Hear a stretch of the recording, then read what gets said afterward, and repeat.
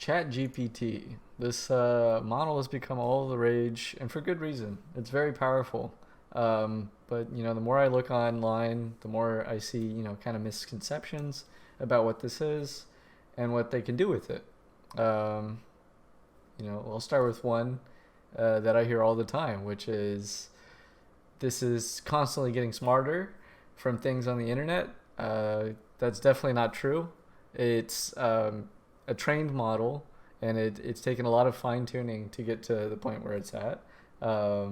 Lots of training. This is what we want to happen in this scenario, and then you give an example back and forth. It's taken an enormous amount of training. In fact, ChatGPT isn't even the first model that OpenAI has put out that can do this. In the GPT-3 model that you can access right now, they call it GPT-3 3.5. That was trained on something called an Instruct GPT. It's a process where they did basically what I was just saying. Another misconception is this is GPT-4. No, this is GPT 3.5, and you can find that in their documentation. It was released just a couple days before ChatGPT came out. This is AGI, Artificial General Intelligence. No, this is not quite there yet. With AGI, what you want is something that you can basically tell it to do something, and it'll go off and figure it out and run its cycles on that. So if I were to ask an AGI system, can you invent a better battery technology than we have today? And it would just keep thinking until it got the answers for that. Another thing why I would say this is not AGI is that there's a limit on the kind of tokens that you can send to the system. ChatGPT, I think, has like a limitation of 8,000 tokens of its memory, and I think memory is going to be like very critical in systems where a machine can think for itself. And I don't think it has consciousness either. It'll like forget its nickname if you give it a nickname.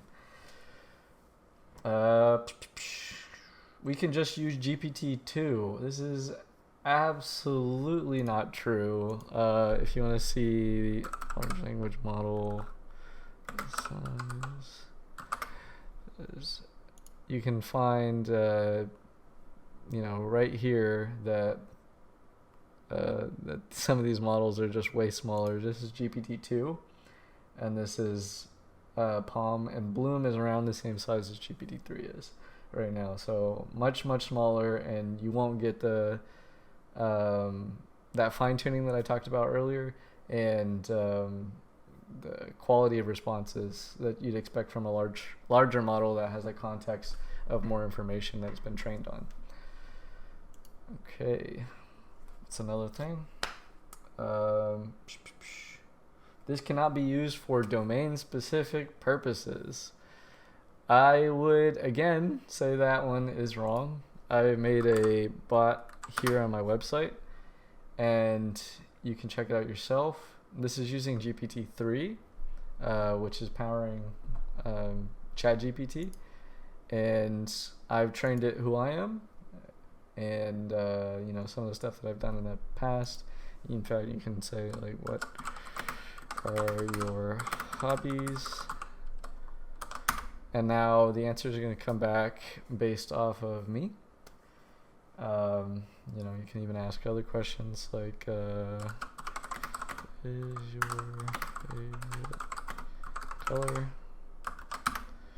And one of my favorite examples of how smart these systems are is where do you live? I actually never told this model where I live, and it's able to guess down to the city where I stay. It's a little scary. I think that's because I told it I won. I made it into a South by Southwest film festival at one point, and South by Southwest is in Austin. Okay, so that can't be used for domain-specific purposes. No, you can absolutely train it on specific information and have it respond exactly how you want. search as the truth. Okay, so lots of people have been talking about this, the search ChatGPT. They say, "Oh, this is gonna disrupt search."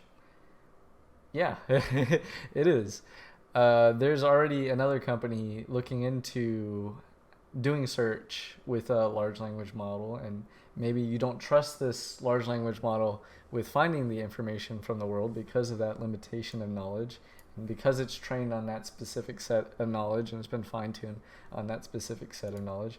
But there's another company called Cohere, and they're using the Google API and plugging it into a large language model here, so that way you can find answers from Google using their like very sophisticated technology that's updating all the time, and then they plug in this large language model API into this already existing technology, and you can get really amazing search results with this architecture. I mean, the same thing can be applied that they're using here with Cohere. You can use GPT-3 just as easily and plug it into a similar looking system. So when they say, "Oh, this is going to disrupt, Google," I don't really think it'd be that much harder for them to plug in the large language model that they're working on over at Google into their already working and really amazing search system that they have now, and be able to synthesize some of the information that comes back from their search results. Okay. All right. The last one that I have on here is, I don't think this can be used commercially. It's not safe, and we're not getting reliable answers from this. Well, maybe I would agree with you on ChatGPT. ChatGPT right now is just a free research preview, and you just ask questions to it, in here. Like, what would Marshall McLuhan say about GPT? How do I break into a car? Why wouldn't I be able to use this commercially if it can already solve coding problems and solve physics problems and write scripts and write poetry? I've seen other models out there. I'd be happy to see if I'd see some of these models just do classification right. When a model is this powerful and this groundbreaking, why wouldn't it be a good fit for other things? Just as this guy from Cohere has plugged it into other APIs to make sure that those answers are grounded in truth, why wouldn't you be able to plug in a system that is this powerful into other systems to make it more reliable? Like, be able to, formulate good inputs so that way you don't even get the bad outputs from this kind of system. I think by thinking about how these things can be plugged into bigger systems, by using the base model and being able to change the parameters and the prompt the way that you want, you can get the answers that you're looking for. I really think you can. That's my firm opinion. It's also my firm opinion that this technology is potentially, very, very dangerous. I did get back into reading a little bit of Marshall McLuhan, and in his Medium is the Message pamphlet, you can see that one of the things that he's talked about is how technology can kind of speed up the things that humans already do, and that we're too prone to make technological instruments the scapegoats for the sins of those who wield them.